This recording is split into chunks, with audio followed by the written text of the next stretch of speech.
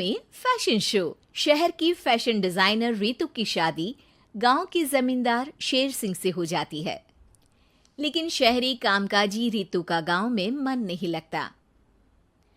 क्या सासू माँ, ये गांव में तो कुछ नहीं है, मेरा दिल ही नहीं लगता यहाँ, क्या करूँ मैं?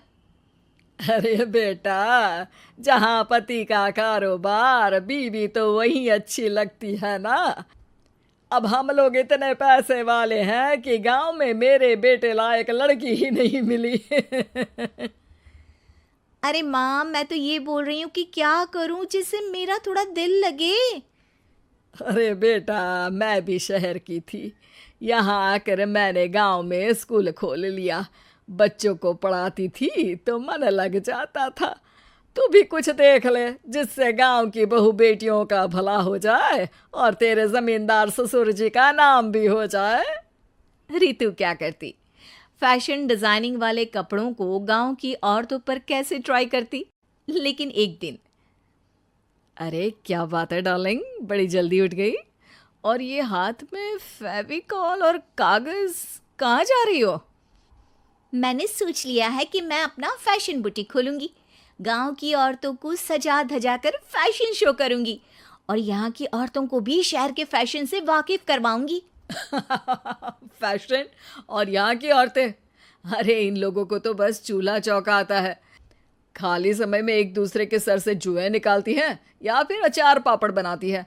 इन लोगों के बस की नहीं है फैशन को समझना। लेकिन रितु मानती नहीं।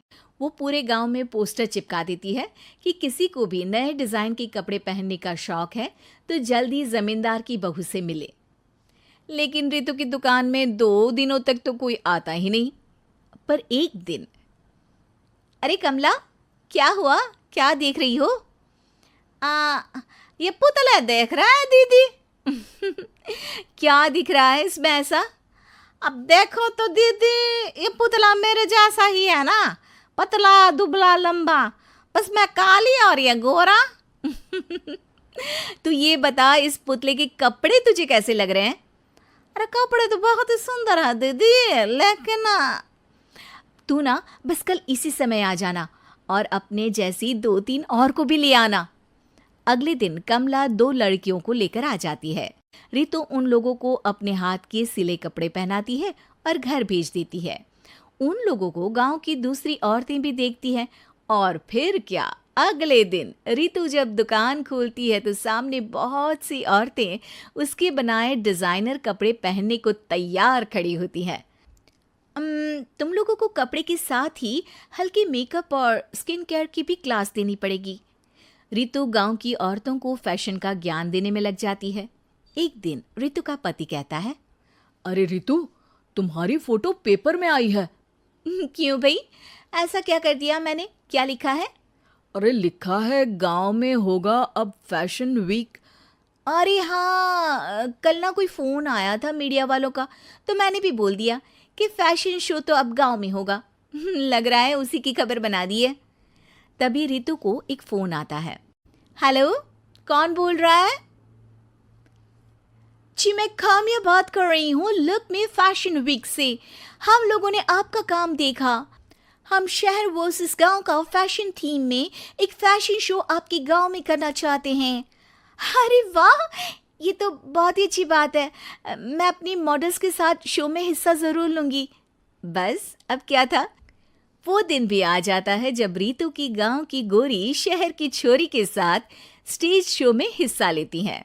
शो के बाद, अरे आपकी वो जो कलेक्शन है ना, मैं उसकी पूरी सीरीज खरीदना चाहती हूँ। सच में आपने वो कपड़े डिजाइन करे जो आज के लोग आसानी से घर और बाजार में पहन सकते हैं और बजट में भी है।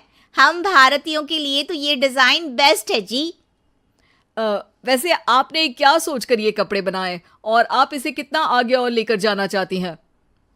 औरतें और फैशन एक दूसरे के पर्यायवाची है। तो ये किसने कहा कि गांव की औरतों को डिजाइनर कपड़े पहनने का हक नहीं? मेरा मानना है कि शौक सभी औरतों में होता है। ज़रूरत है तो बस उसे जगाने की, उनके हिसाब और बजट के कपड़ों की, जो मैंने बनाए और सबको पसंद भी आए। अब रितु का गांव हर जगह प्रसिद्ध है, ना सिर्फ रितु के लिए बल्कि वहाँ की औरतों की फैशन के लिए भी।